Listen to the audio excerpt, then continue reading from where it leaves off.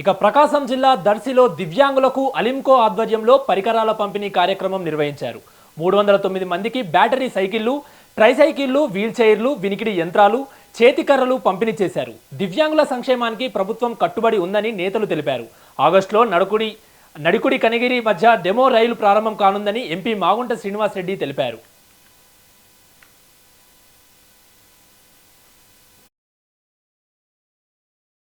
ముందుగా కార్యక్రమం గురించి చెప్పే ముందు ఒక మాట, కూటమి ప్రభుత్వం తెలుగుదేశం పార్టీ దివ్యాంగుల సంక్షేమానికి అత్యధిక ప్రాధాన్యత ఇస్తుందనే దానికి నిదర్శనం ఈ రోజు జరుగుతున్న కార్యక్రమం.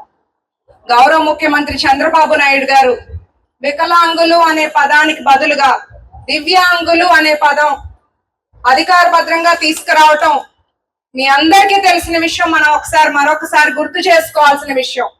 అలాగే జనరల్ పెన్షన్, సాధారణ పెన్షన్ ఎలా అయితే 1000 రూపాయలు పెంచారో, కానీ దివ్యాంగులు ఒకళ్ళ మీద ఆధారపడతారు, వాళ్ళకి మరింత సహాయం అవసరం అని ఆలోచన చేసి ఒకేసారి, గతంలో ఎవరు కూడా ఆలోచన చేయలేదు వీరి గురించి, ఇప్పుడు కూటమి ప్రభుత్వం వచ్చాక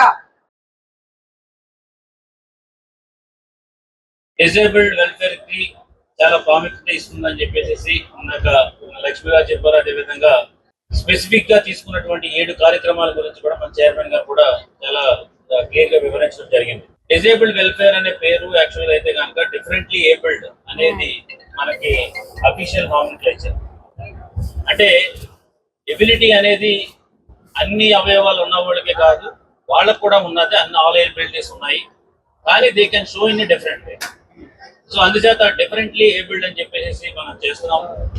వాళ్ళు ఎఫిషియన్సీని 100% ఉపయోగించుకునేలాగా, ఆ ఎఫిషియన్సీ ఫర్ ఎగ్జాంపుల్ ఎక్కడికైనా వెళ్ళి తనతో నాలెడ్జ్ ఉంది, విజ్డమ్ ఉంది, చేయగలిగే ఆలోచన ఉంది,